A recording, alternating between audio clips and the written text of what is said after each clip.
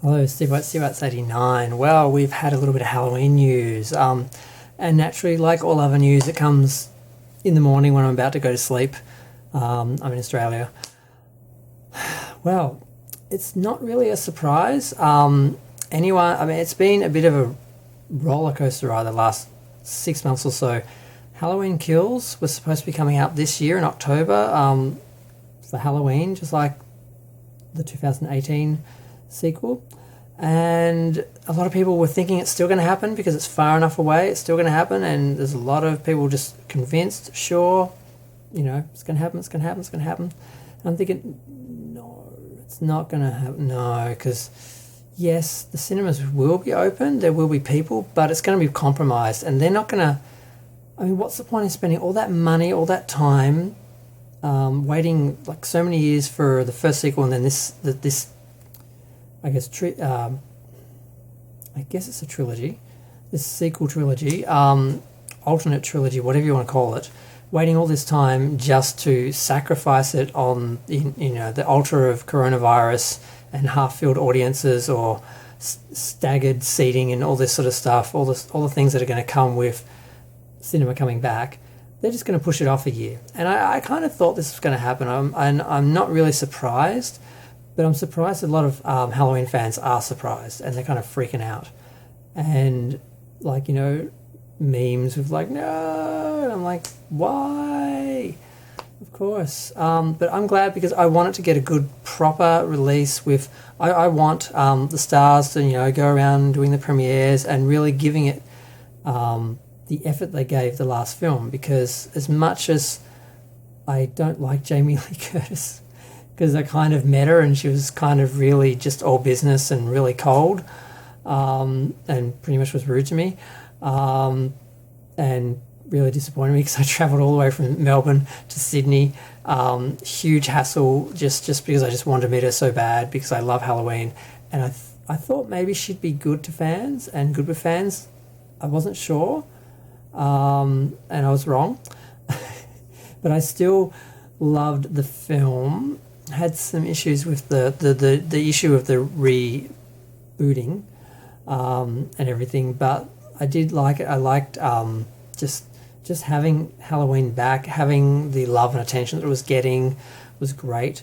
But they put out a statement, July 8, 2020, Halloween Kills. We write this to you heartbroken over the fact that the delay of our film is even a discussion. But if there's one thing that a career in the film industry has prepared us for is the unexpected. Over the past few weeks, our film family has looked at the forecast of theatrical exhibition with obvious concern.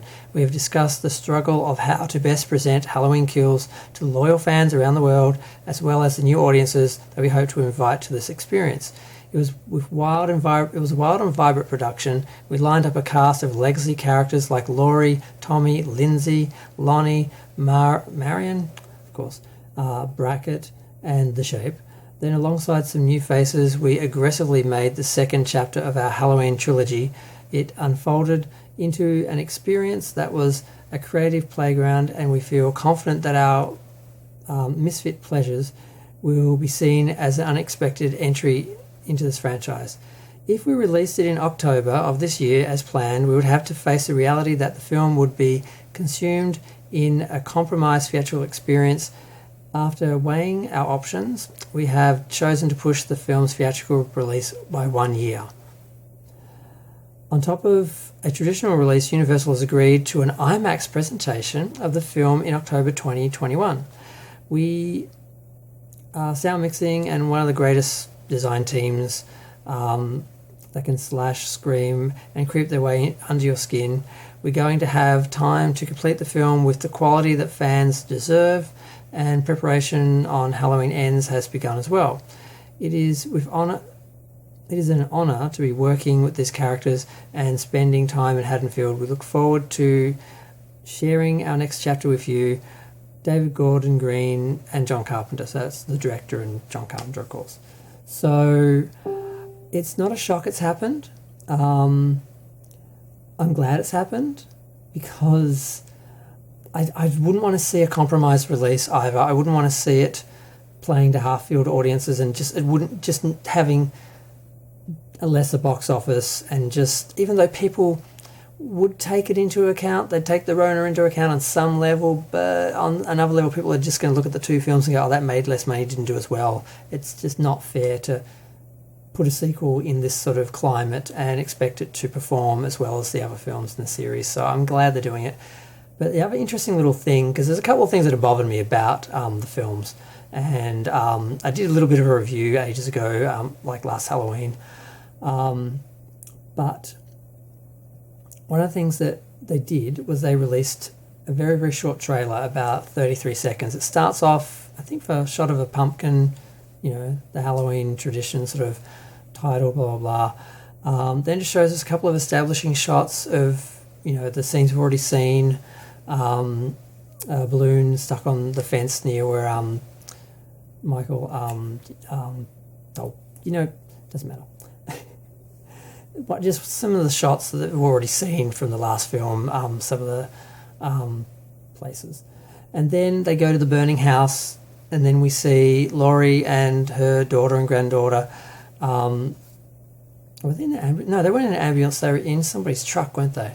I only saw the film twice in the cinema, and I saw it once in the cinema with Jamie Lee Curtis, and then I saw it on Halloween night, but I didn't watch the end because I wanted to save some of it. I watched about 50 minutes when she did the screening, and then I watched it, the whole movie on Halloween night, and then I watched it once again on DVD the year later. So I've only seen it 2 and a bit times.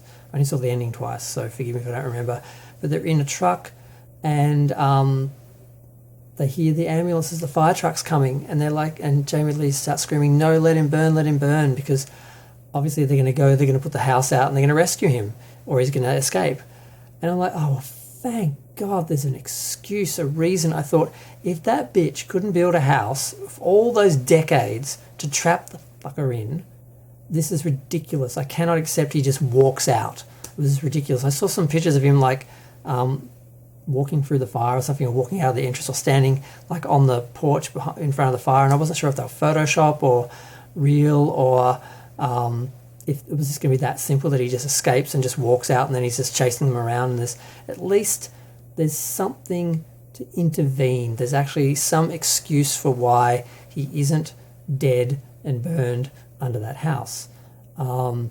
Because part of the problem I had with the film was it was all about promoters, all about Laurie finally getting back at him and being prepared and all this, and then for her not to basically come out on top, just so they can do 2 more films, really kind of irked me.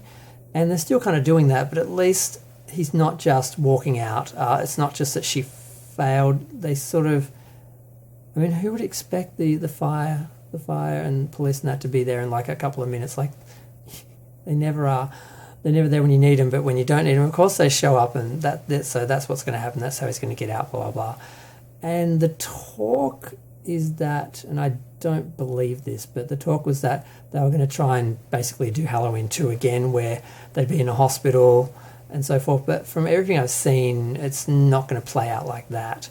Or even if it is an element of the film, probably just a throwback or a nod to the sequel, to the original. They're not going to spend the whole film doing that. They'll probably have a segment or something like that. They're obviously going to need to be treated because Jamie's been stabbed, Laurie's been stabbed. So I'm looking forward to it. I don't mind waiting longer if it gets a really good release and really good treatment and makes a lot of money, and we get to have the same sort of fan experience that we had with the first sequel. And the only issue that I have is all story now, because there's parts, the story really wasn't that well written, and there were huge holes and some issues. And the PR, Jamie did it really well. She sold the film, but she sold a slightly different film from what we actually got. So, but knowing that now, I'm not going to be as disappointed by the sequel, and if they manage to actually do a good job, I might actually be impressed. But I was disappointed by the film, not by the experience of the film, but just by the story and the elements and things. So I don't have really high expectations for the sequel, but I'm still looking forward to it. Sorry. And yeah, that's it. So we got a little teaser, which basically lets us know how the hell the next film even happens. And I guess they're just going to have to make us wait, and we're just going to have to sit through a slow burn before we actually get anything, because they can't start releasing stuff until closer to the date. So we've got a long time before we get anything else or anything new. But I'm looking forward to it still. I'm being optimistic. I'm going to enjoy it. It's Halloween. But the thing that really shit me, and I thought about this afterwards, and I can't believe it didn't occur to me till afterwards, was I really wish Danielle Harris had played the daughter, because the actress who played her daughter was bland as hell, boring. I did not care about her at all. The niece, as annoying as she was, granddaughter as annoying as she was still more interesting than the daughter. The daughter I couldn't stand. If they'd had